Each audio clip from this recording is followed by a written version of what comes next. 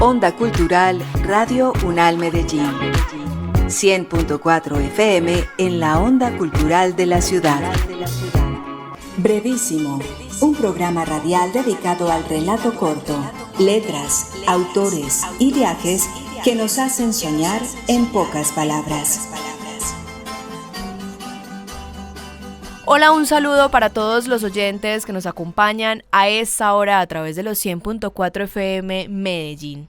Hoy en Onda Cultural estaremos hablando sobre Brevísimo, un espacio dedicado al relato corto, letras, autores y viajes que nos hacen soñar. En pocas palabras, es un programa radial dedicado a las formas breves de la literatura. Para este tema tenemos a un invitado muy especial, él es Mauricio Montoya, realizador de Brevísimo.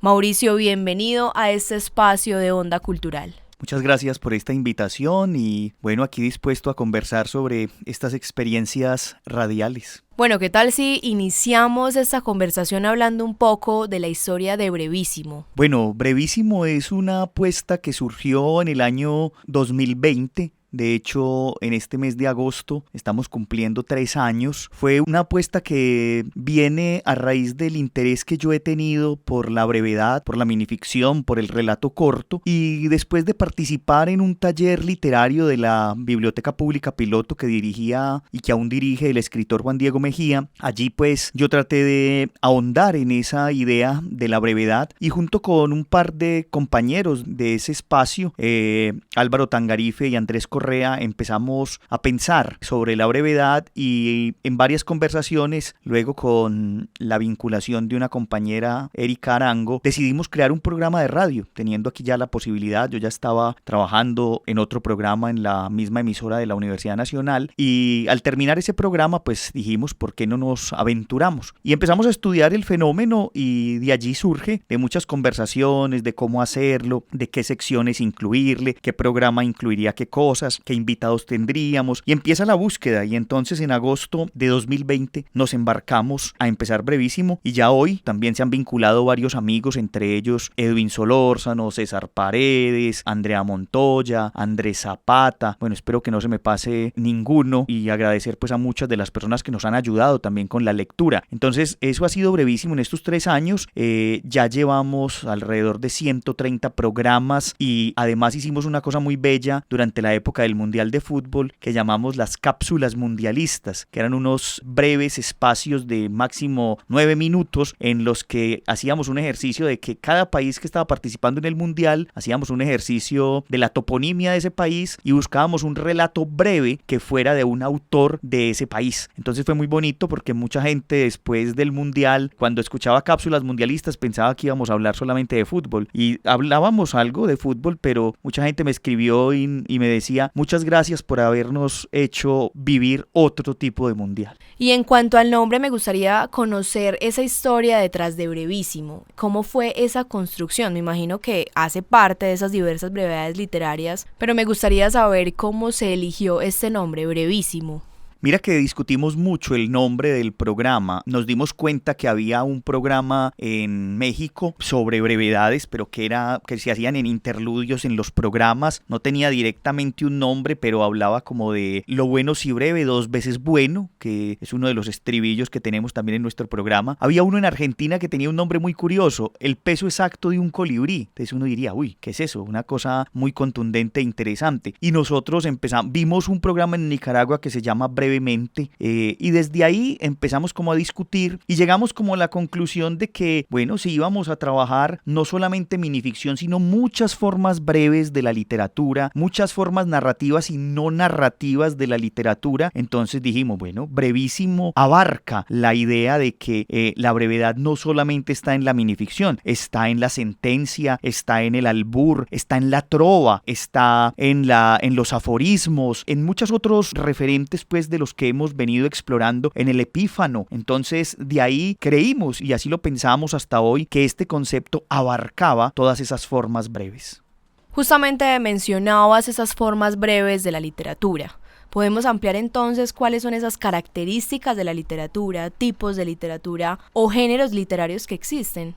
Sí, digamos que hay muchos teóricos, incluso en el programa entrevistamos a uno de los teóricos más famosos de este género de la brevedad y de la minificción, o lo que llaman en algunos lugares el minirrelato, el microcuento, que es Lauro Zavala. Con él discutíamos sobre eso, pero llegábamos también a la conclusión de que existen muchas formas breves. Digamos, vamos a pensar en algunas. El aforismo, ¿cierto? Muy utilizado sobre todo en la filosofía. El escolio, que es una glosa, también muy utilizada en la filosofía. La fábula, la leyenda, digamos que existe el epífano, que es un ejercicio muy bello que hace Juan Carlos Botero, hijo del pintor Fernando Botero y literato, pues que desarrolló mucho este fenómeno.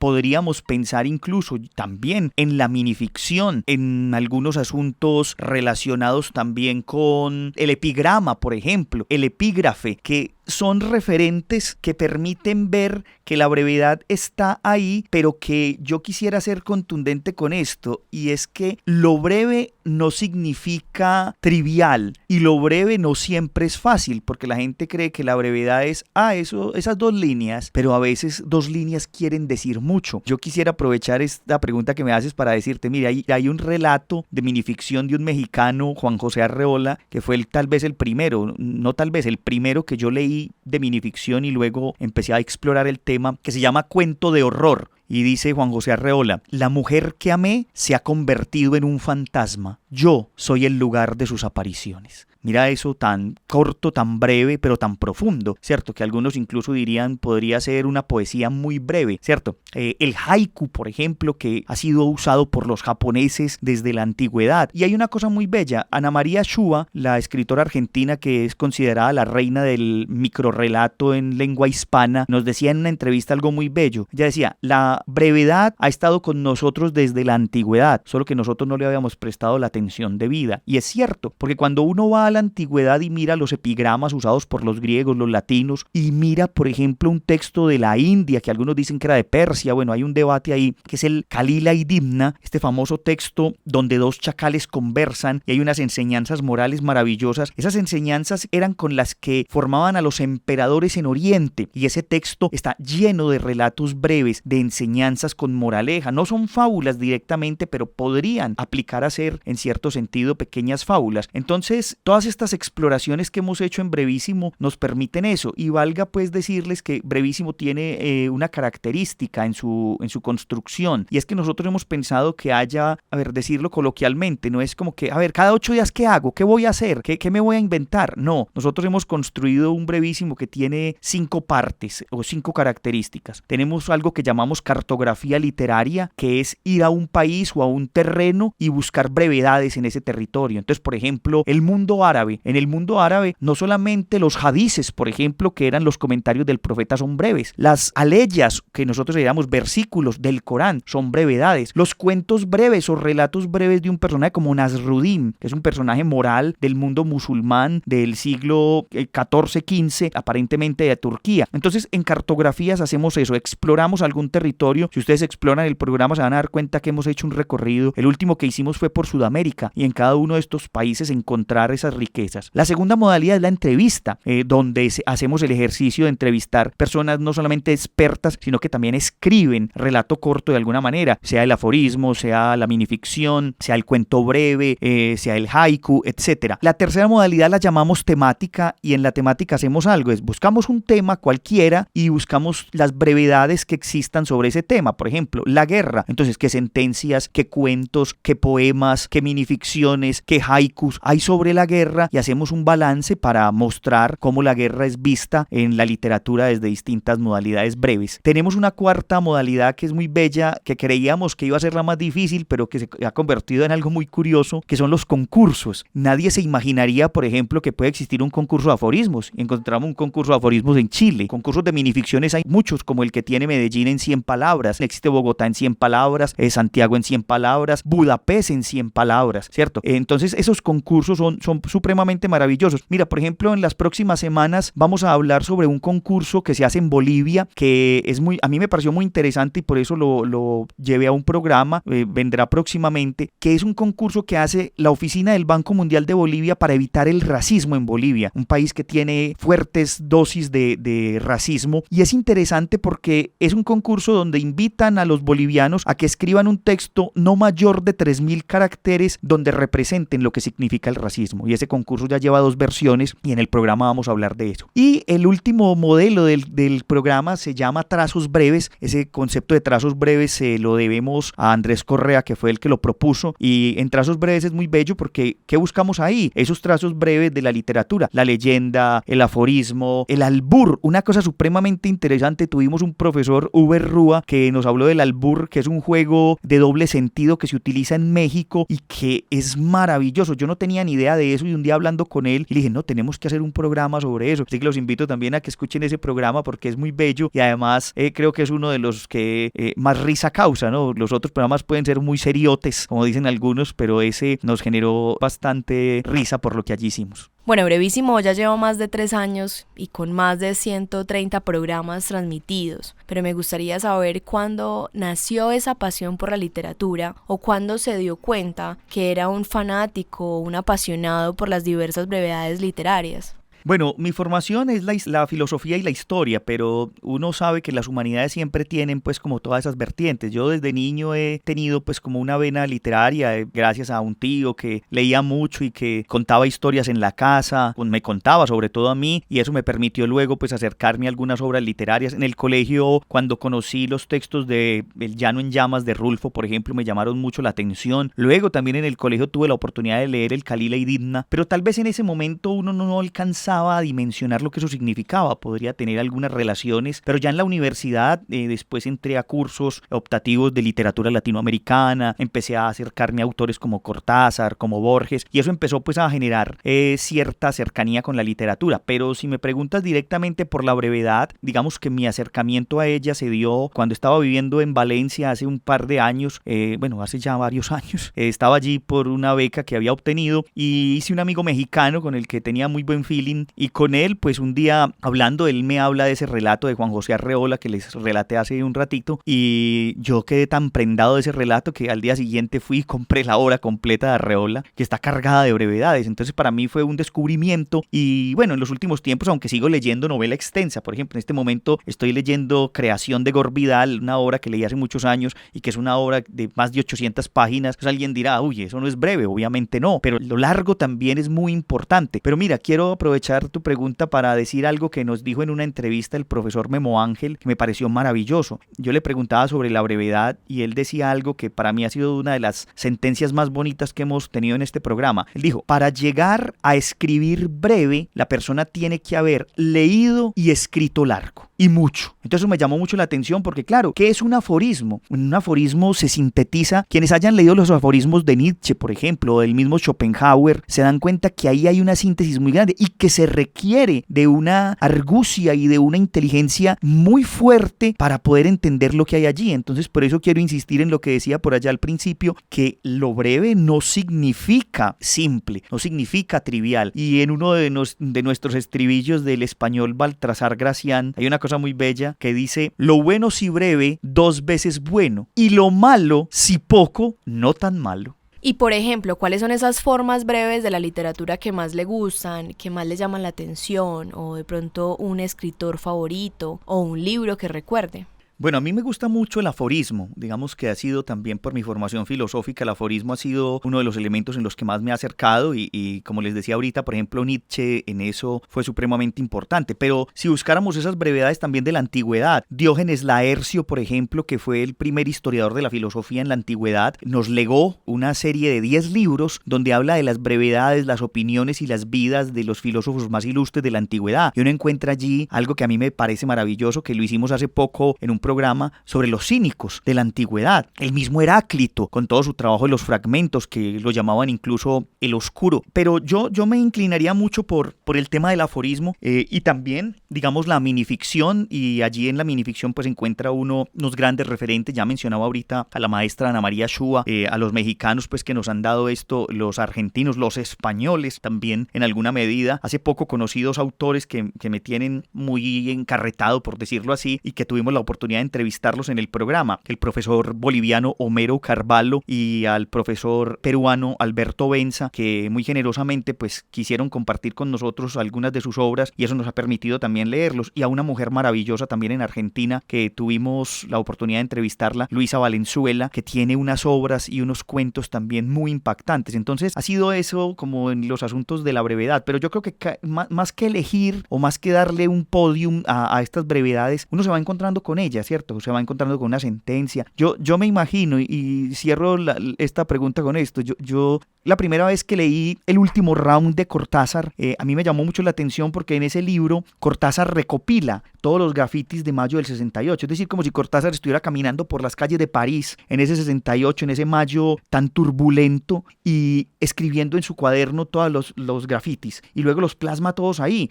Me pareció maravilloso porque yo me imaginaba siendo yo, no Cortázar, sino yo caminando por esas calles y viendo grafitis. Cuando uno en esta ciudad pues puede ver muchos, sí, grafitis también, pocos, muchos, algunos porque los borran o porque no hay, pero qué interesante, y yo me he imaginado cómo hubiese sido yo caminando por esas calles de París y leyendo esos grafitis tan particulares como la imaginación al poder, aspirada a lo imposible, Dios, sospecho que eres un intelectual de izquierda. Entonces se pueden imaginar, o sea, el grafiti también es una gran riqueza. Onda Cultural. 100.4 FM en la Onda Cultural de Medellín. En esos 130 programas que ya llevan al aire, de pronto alguno de ellos que recuerde o con el que haya tenido alguna conexión especial. Sería difícil decirlo, yo creo que todos los programas tienen su riqueza. Yo disfruto mucho hacer el programa, construirlo, hacer el guión, pero si me preguntas por ello, yo diría que he disfrutado mucho las entrevistas, ¿no? Porque cada uno de los entrevistados nos ha regalado algo. Por darles una cosa de las últimas que hemos vivido en el programa, no quiere decir que las anteriores no hayan tenido esa riqueza, pero por ejemplo en la entrevista con el profesor Reinaldo Espitaleta fue muy interesante porque Reinaldo no es un hombre de escritura breve, pero nos contó algo muy bello. Él durante la pandemia se dedicó a escribir brevedades y escribió más de 50 brevedades. Entonces eso me pareció muy bonito, que Reinaldo es de escribir largo y además de leer largo, como nos lo cuenta en el programa. Y sumado a eso, dos cosas muy bonitas con él, y es que él es un gran columnista y la columna de opinión es algo breve. En un periódico un columnista no puede pasar de 500 palabras, que eso es una cuartilla y media. Entonces hablábamos de la relación de la columna de opinión con la brevedad, y también de una cosa que me parece que tiene una relación muy directa con la imagen, la fotografía. Quienes conozcan al maestro Reinaldo Espitaleta o lo sigan en sus redes sabrán que él es un gran fotógrafo que va por las calles fotografiando cosas maravillosas que lo invitan a uno a conocer estas ciudades de otra perspectiva. Y en el programa la última pregunta era sobre eso, ¿no? Hablar de los fotógrafos que capturan una imagen que es ahí, porque después ya es efímera, se va, pasa. Entonces, ¿qué hay en eso? Y él nos decía algo muy bello, que él había hecho con sus alumnos un ejercicio donde les entregaba una fotografía y les decía, escriban algo, sin conocer nada de esa fotografía, escriban algo, un cuento, un poema, un haiku, y ahí también se pueden construir brevedades. Entonces, más allá de decir que ese es el programa, lo menciono porque ha sido uno de los últimos, pero de cada programa yo creo que se podría sacar muchas cosas, además porque el programa tiene también la riqueza de que a la par va mostrando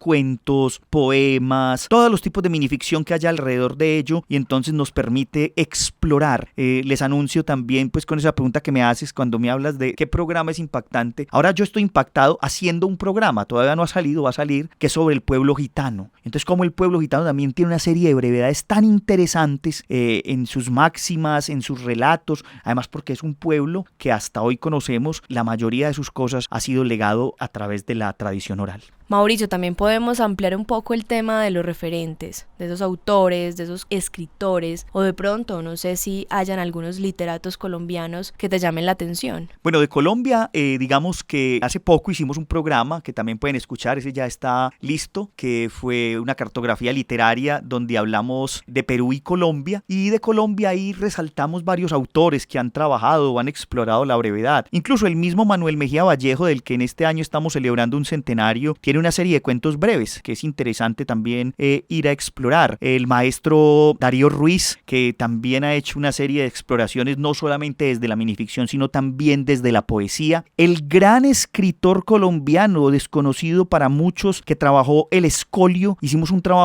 programa sobre él, con el doctor Carlos Gómez Rodas, que es un experto colombiano en Nicolás Gómez Dávila, que utilizó El Escolio, un tipo muy conocido en Alemania y muy desconocido en Colombia. Podríamos también hablar de un trabajo que hizo el maestro Fernando Soto Aparicio, ya desaparecido, una serie de cuentos breves en un libro muy bello. También el maestro Evelio Rosero, que ha hecho trabajo de escritura infantil y que tiene un texto muy bonito que es 34 cuentos cortos y un gato pájaro. También, a ver, no se me pasarían muchos, pero por mencionar algunos de los que trabajamos en este programa, pero te digo que hay mucha gente hoy en Colombia trabajándole a la minificción. Por decirte algo que me llama bastante la atención y vengo siguiendo también, hay en Pasto una editorial, incluso ellos tienen un programa que se llama Suenan Timbres, que hace referencia a otro gran escritor de algo que en ese momento no se conocía como minificción, pero que si hoy leyéramos sería minificción. Luis Vidales, que escribió en los años 20 ese libro famoso de Suenan Timbres, y hoy una gente en Pasto ha recuperado a ese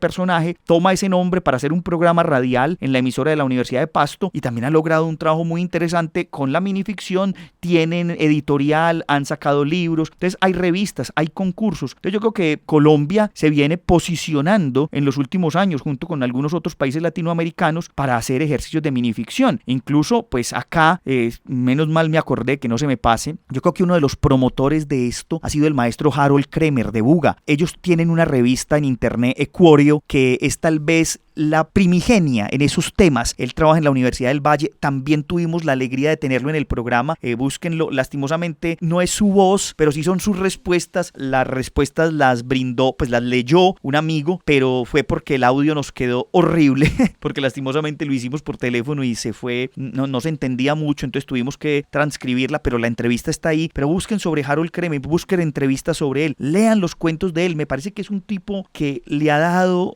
no solamente el impacto a la minificción. Y termino esto con algo muy curioso. Él en la entrevista nos contaba algo. Él estudió literatura y que cuando los ponían a escribir, entonces ellos le llevaron al profesor unos relatos cortos, y entonces el profesor les decía, sí, empezaron muy bien, continúen. Entonces ellos le decían, no, es que ahí termina. Y entonces el profesor les decía, pero ¿cómo que ahí termina? ¿Qué es eso? Entonces ellos empezaron a hacer eso. Y una cosa que aprendí con él en esa entrevista muy bella también como autor colombiano, él nos decía, es que de un texto largo se pueden extraer brevedades. Cuando él nos dijo eso, semanas después yo contacté a un amigo que es muy conocedor y estudioso del Quijote de la Mancha. Le dije, Salomón, hagamos un programa de brevísimo, terminamos haciendo 2, donde podamos extraer brevedades del Quijote. Y los invito a escuchar ese programa porque es muy interesante. O sea, una obra como la del Quijote, que tiene centenares de páginas, son 2 tomos, ¿cómo extraer brevedades de ahí? Y obviamente se pueden extraer.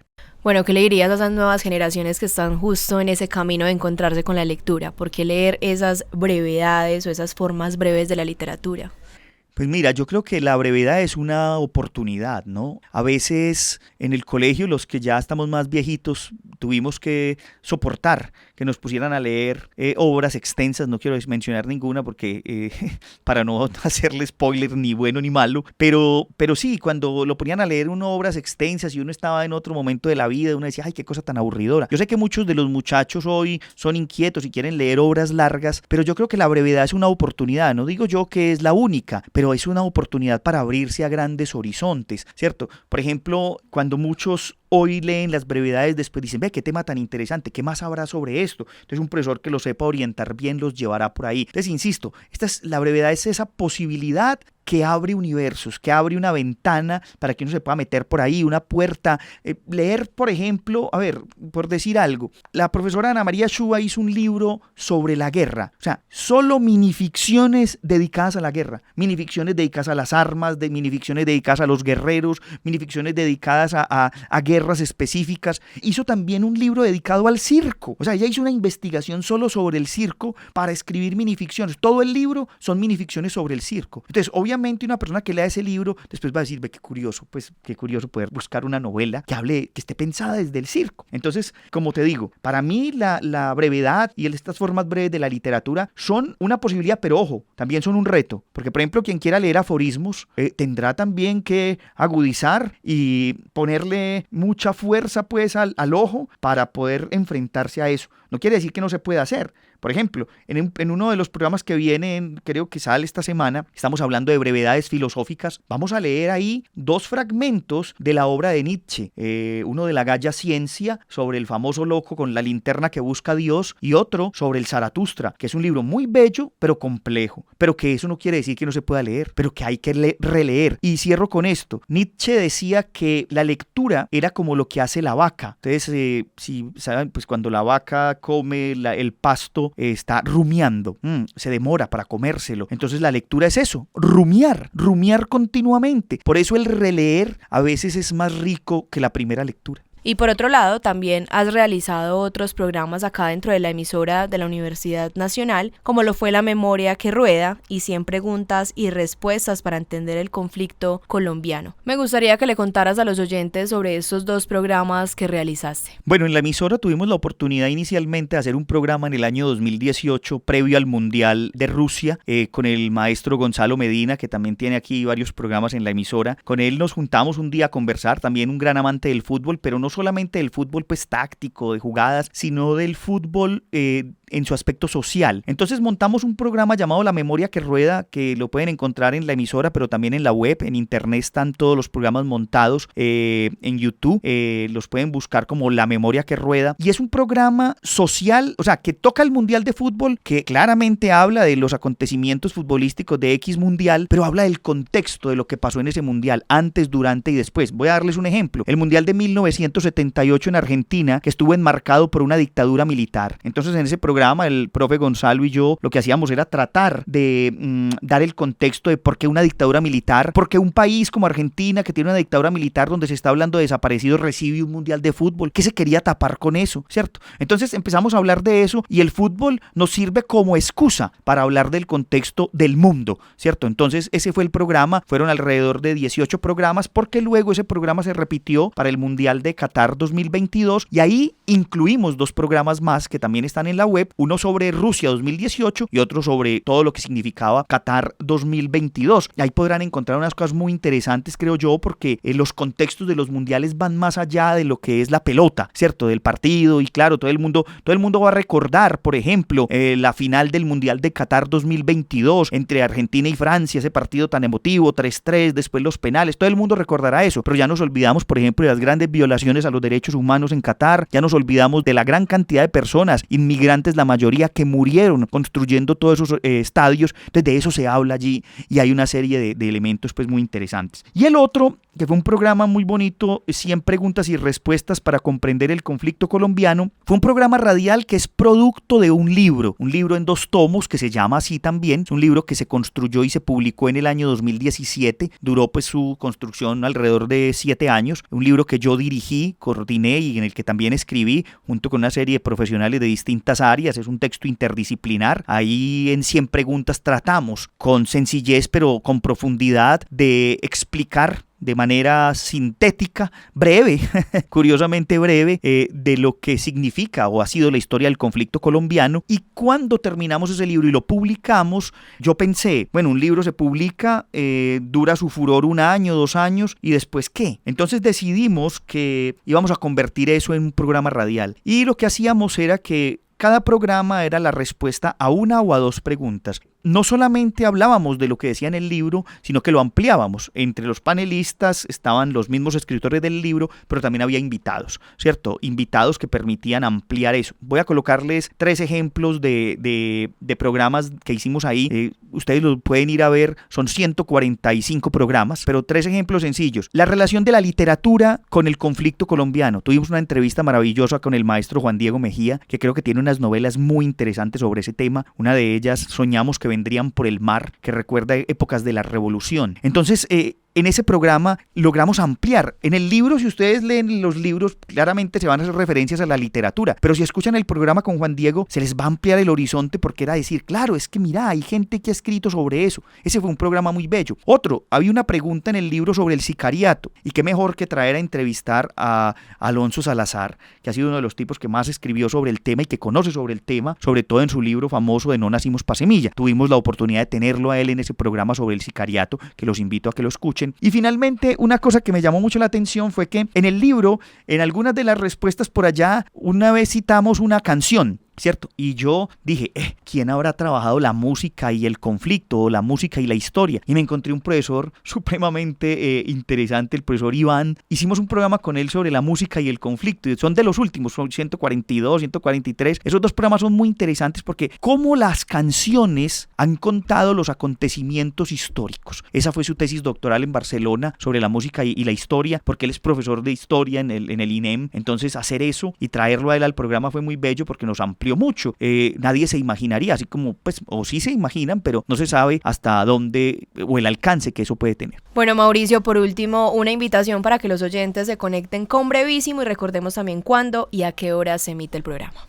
Bueno, agradecerles a ustedes por esta invitación pues en este programa para que podamos dar a conocer lo que se ha hecho y también lo que se está haciendo. Brevísimo es el programa que está activo. Los 2 programas anteriores están en la web, en YouTube. Los pueden encontrar también en la red de la Universidad Nacional, en la radio. Brevísimo se emite todos los miércoles a las 8 de la noche por la emisora de la Universidad Nacional sede Medellín, pero también los pueden encontrar. Brevísimo tiene página de Facebook, así la pueden encontrar como Brevísimo, y también tiene canal de YouTube, Brevísimo. En esos 2 canales, Facebook y YouTube, pueden encontrar los programas. Si no los pudieron escuchar, ahí los pueden escuchar, los pueden descargar y también nos pueden escribir a mi correo personal, que es mamv82@gmail.com, y si quieren participar de Brevísimo, leer alguna brevedad, acompañarnos en el programa, servirnos con su voz para leer algún cuento, algún poema, algún haiku, pues serán bienvenidos. Brevísimo también es una apuesta de apertura para que todos nos enamoremos de la literatura. Muchas gracias por habernos acompañado en este espacio de Onda Cultural. Esto ha sido todo por hoy, los esperamos en nuestro próximo programa. Onda Cultural, Radio UNAL Medellín, 100.4 FM en la Onda Cultural.